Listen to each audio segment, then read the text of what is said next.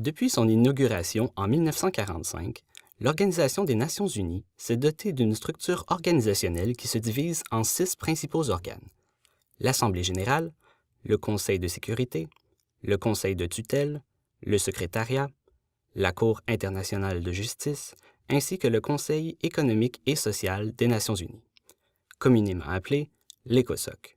Mais au fait, qu'est-ce que l'ECOSOC? Comme son nom l'indique, le Conseil économique et social des Nations unies a pour mission d'étudier et de produire des rapports, ainsi que de conseiller tant l'Assemblée générale que le Conseil de sécurité de l'ONU. En fait, leurs travaux portent sur des questions économiques, sociales, de santé publique, des droits de l'homme et autres domaines afférents. Afin de remplir cette mission, le Conseil tient de nombreuses réunions afin de rencontrer divers membres de la société civile. Ces entretiens ont pour but de préparer 5 débats appelés sessions de fond, qui s'échelonnent sur 4 semaines durant le mois de juillet. Les 4 premiers débats se penchent sur les questions relatives aux stratégies organisationnelles de l'ONU. Le 5e débat est pour sa part réservé aux questions de haut niveau. En fait, ce dernier permet d'évaluer les progrès et les réalisations effectuées sur le terrain afin de mettre en place divers programmes d'aide au développement.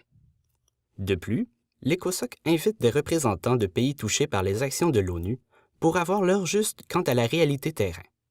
Ainsi, ils peuvent donner des conseils en exprimant leurs opinions et leurs revendications en ce qui concerne les politiques économiques, sociales et environnementales s'appliquant à leur pays. À la suite de ces travaux, l'ECOSOC adopte une déclaration ministérielle. Il s'agit, en d'autres termes, d'un rapport faisant état des orientations, des mesures à prendre, des divers objectifs et des engagements pris par l'ONU sur la scène internationale.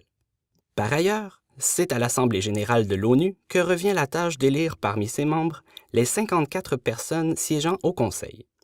Ainsi, à chaque année, 18 mandats sur 54 prennent fin et doivent être comblés à nouveau.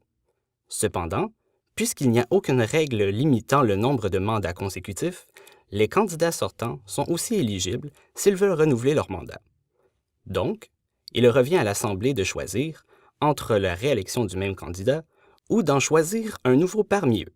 D'autre part, le nombre de sièges à l'ECOSOC est partagé selon le principe de la représentation géographique. Par conséquent, 14 sièges sont attribués parmi les États africains, 11 pour l'Asie, 6 pour l'Europe orientale, 10 pour l'Amérique latine et les Caraïbes, et puis finalement, 13 pour le groupe des États d'Europe orientale et autres États.